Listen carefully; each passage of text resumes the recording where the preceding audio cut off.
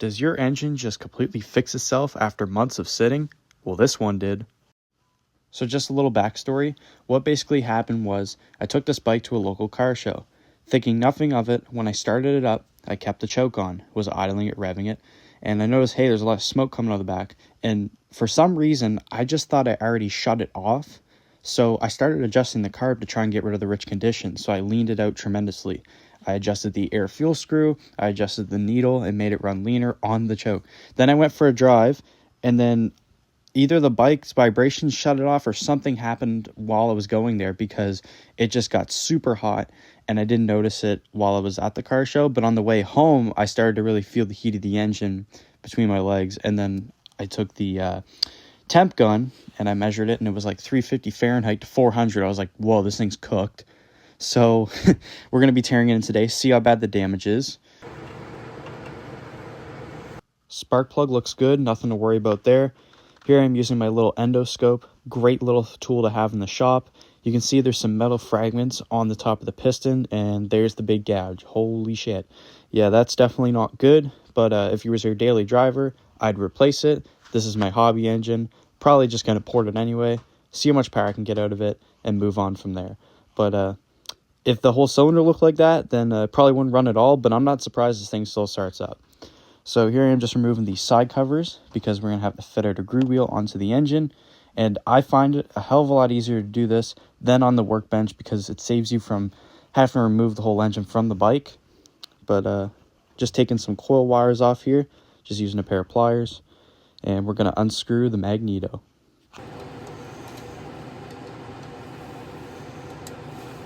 But overall, setting up the degree wheel, as you're about to see here, is not super hard at all. The only thing that may be a little difficult is sourcing one. So option A, you can either buy a legitimate degree wheel, or option B, which I did, was the homemade method, which was print off a sheet of paper of a degree wheel and then use a piece of metal, cut it to a circle. It's still going to achieve the same effect. Degrees are degrees, doesn't matter if you bought it, doesn't matter if you printed it off. Just make sure you size it accordingly to your engine, which means just don't make it too damn big. You still want it small enough so that, I would say about to the top of your cylinder head. Yeah, right there. So just going to be using the stock magneto nut to hold it on. And I like to tighten it with an impact because it gives you that quick snap that allows it to stay in position while you do it. But here's the piece of solder, just use a nut and a washer to hold that. And here I am zeroing in the degree wheel. So basically what I did is I put it at top dead center, lined it up with the wheel there, and you just want to make sure you have 5 degrees of play on each side. And then I'm going to use my little homemade dead stop, and this is basically just an old spark plug with a bolt in the middle, and you just want to turn that in until it hits the top of the piston very lightly. You don't want it too much to where it will throw off your wheel because it will slip on the shaft. You want it just enough so you feel a little resistance. So here I am just getting that set up, and you may notice by this point the engine's turning over a little bit stiff.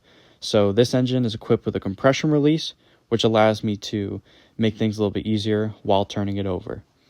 So now I'm going to get my exhaust reading for the first duration. So the port opening. So here I am just slowly but surely turning over the engine.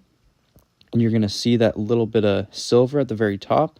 That is the reflection of the cylinder. It means the port's open. And you just want to get that little bit, that little smidge that it's open. And we're coming in at about 82 degrees. So I'm going to write that down. 180, subtract 82. Okay, so that's going to equal 98. And then you're going to times that by 2. And then that's going to give you your final duration for your exhaust port.